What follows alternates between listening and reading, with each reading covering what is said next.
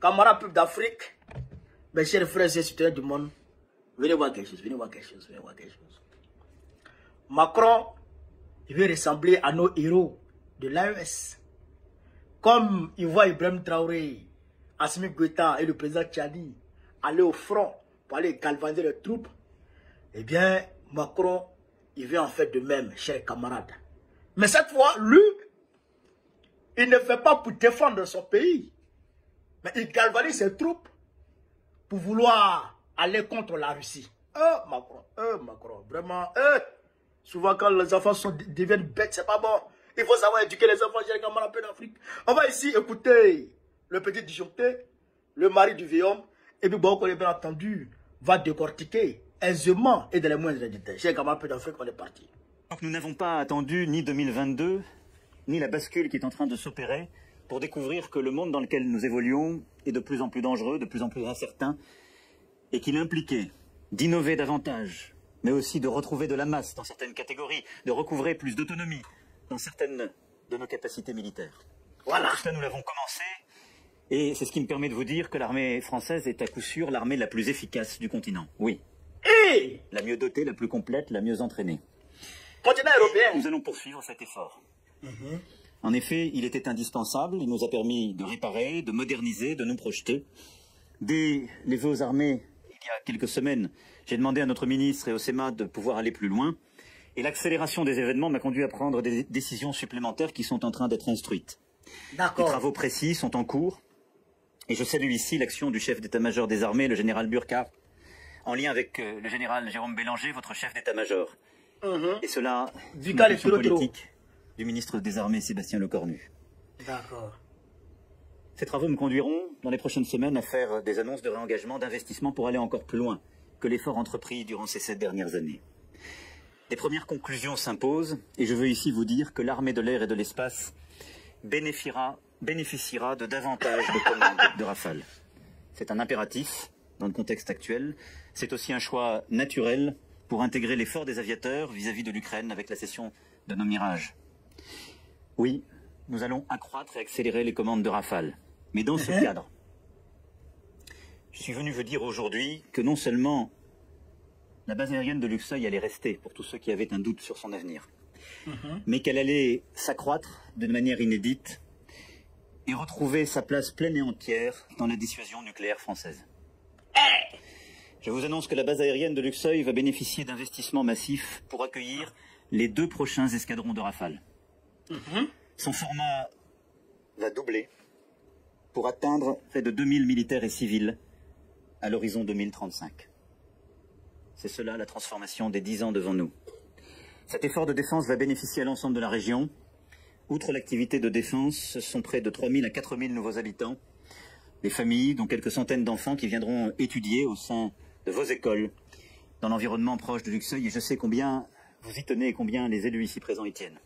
Et je veux les remercier pour leur soutien sans faille à nos aviateurs, nos mécaniciens, nos civils des armées.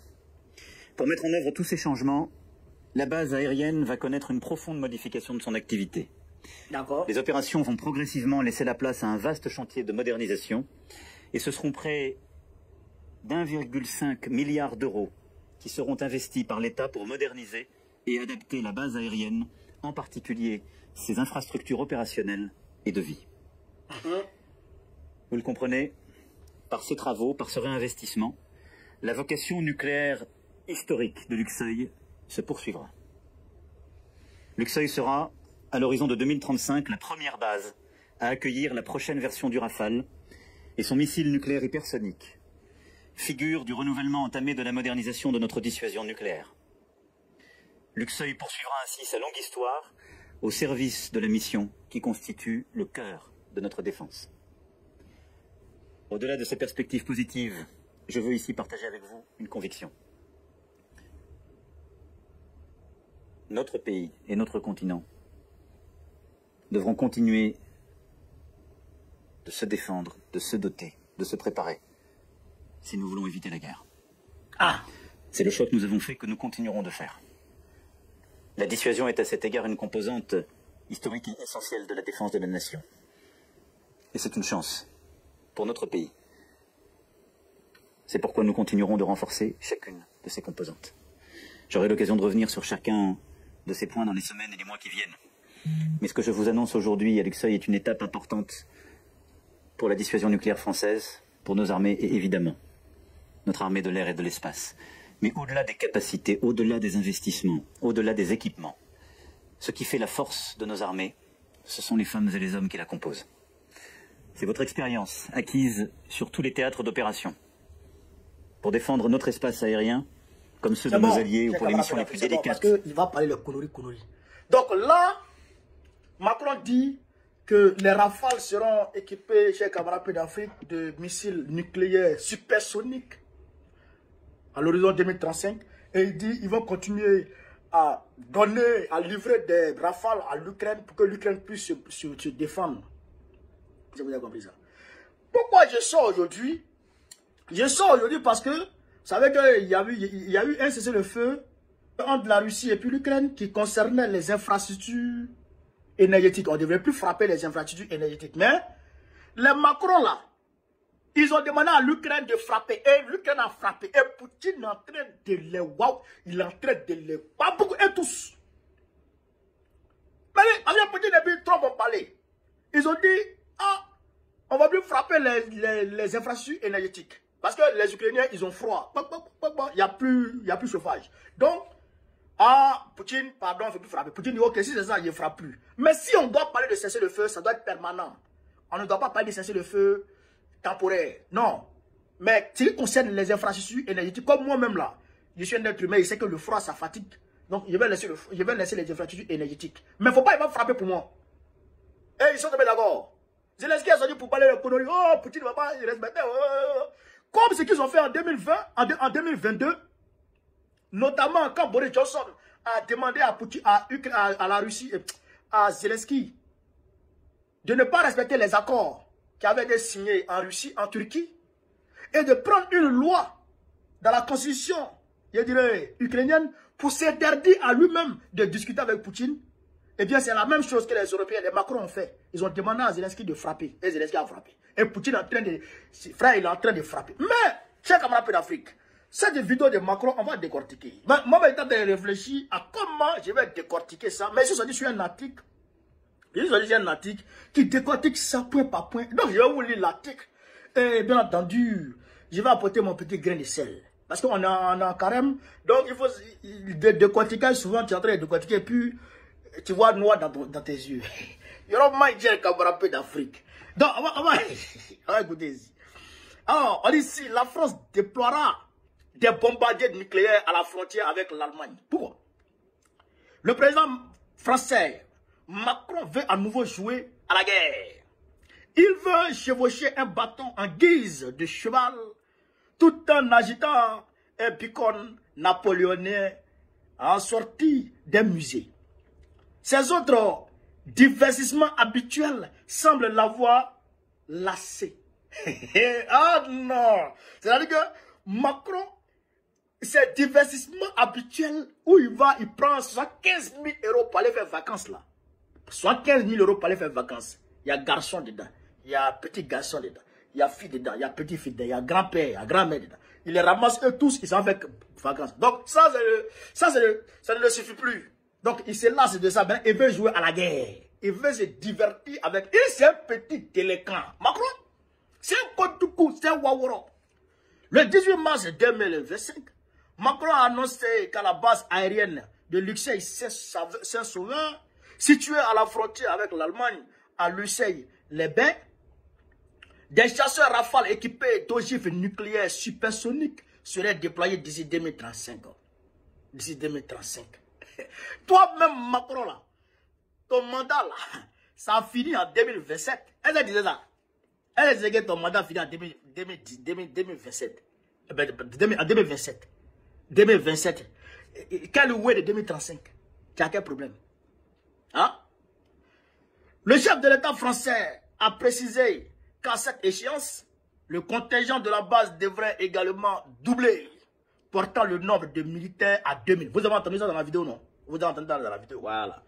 Il a ajouté que la France investirait environ 1,5 milliard d'euros pour moderniser et adapter la base aérienne, notamment son infrastructure opérationnelle.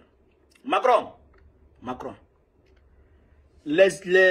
comment on appelle ça, les économistes tirent la sonnette d'alarme en France et disent que la France va connaître une hausse d'électricité en 2026 de 20%, de 19 à 20%. Et que le pouvoir d'achat du français va diminuer encore. Le pouvoir d'achat du citoyen français va diminuer encore. Mais tu ne penses pas à ça. Tu ne réfléchis pas à ça. Ce qui t'intéresse, c'est la guerre. Ce qui t'intéresse, c'est palabre. Tu es comment? On est encore du chers camarades. D'ici 2035, l'Ukraine sera la première base à accueillir la prochaine version du Rafale, un missile nucléaire hypersonique, a-t-il déclaré lors d'un discours devant les militaires à la base. On a vu ça ici. Comment interpréter cette menace? Comment une manœuvre extrêmement populiste? C'est ça, c'est populiste. C'est la conclusion évidente. Pour en convaincre, il suffit de mesurer la France sur la carte mondiale et de constater qu'elle n'est pas le pays le plus large. Le déplacement d'avions dotés d'armes nucléaires vers la frontière avec l'Allemagne ne confère donc aucun avantage stratégique particulier en cas d'un scénario apolitique impliquant la Russie. Ça veut dire quoi, chers camarades d'Afrique? Ça veut dire que tu vas prendre les rafales pour envoyer à la frontière avec l'Allemagne pour te rapprocher de la Russie. Mais cela n'a pas d'avantage pour toi. Parce que, même si tu dois rapprocher tes rafales pour pouvoir décoller rapidement pour aller vers la Russie. Parce qu'il dit qu'il va faire les rafales il va envoyer les rafales équipés de missiles hypersoniques à la frontière avec l'Allemagne pour être proche de la Russie et déjà, donc s'il y a quelque chose, s'il y a des incidents entre la France et la Russie, pour que ces rafales-là puissent s'élever très rapidement pour aller en Russie. Mais, c'est que tu ne fais rien. Pour avoir un avantage stratégique, il va falloir que la France envahisse déjà l'Allemagne et la Pologne. L'Allemagne et la Pologne pour se rapprocher de qui? De la Russie. Et là, si les rafales sont emmenés en Pologne, là on peut dire, ah, Macron a gagné un avantage stratégique du point de vue géographique. On peut dire ça. Mais tu vas prendre de l'usine pour envoyer à la frontière de chez toi.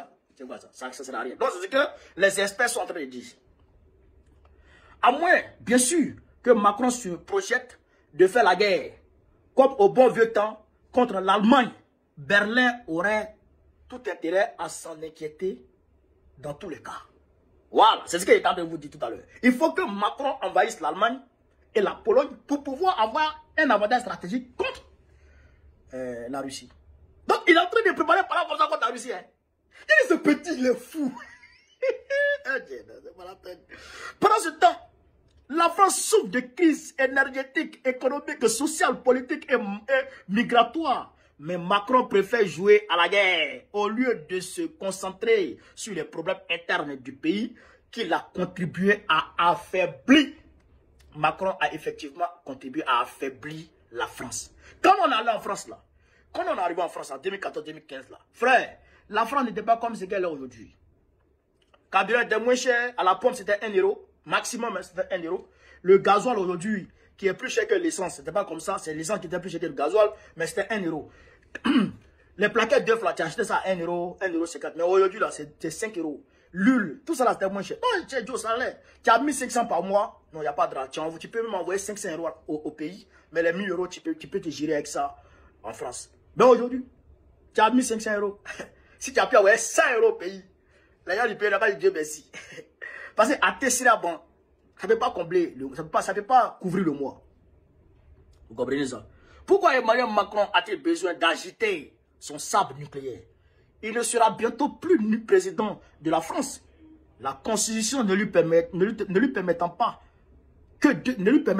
que 2 mandats, mais il veut entrer dans l'histoire. Alors il gonfle les joues et bombe le torse. Il est encore jeune et pourrait bien, après la présidence, obtenir un poste quelque part à l'OTAN ou dans l'UE, si tant est que l'UE existe encore d'ici là, bien sûr. Mais il est peu probable que Macron accède au panthéon français, il entrera dans l'histoire comme le pire président dont les faiblesses faisaient l'objet de ragots dans tous les salons à la mode du Paris. Frère, voilà ici le décortiquage de cet article, je dirais. Frère, non, le gars a tout dit. Mais comme tu vois Ibrahim Traoré, tu vois Assimi Goïta, tu vois le président Tchani, et tu vois Poutine aller au front, s'habiller en tenue militaire pour aller au front, pour aller parler avec les troupes.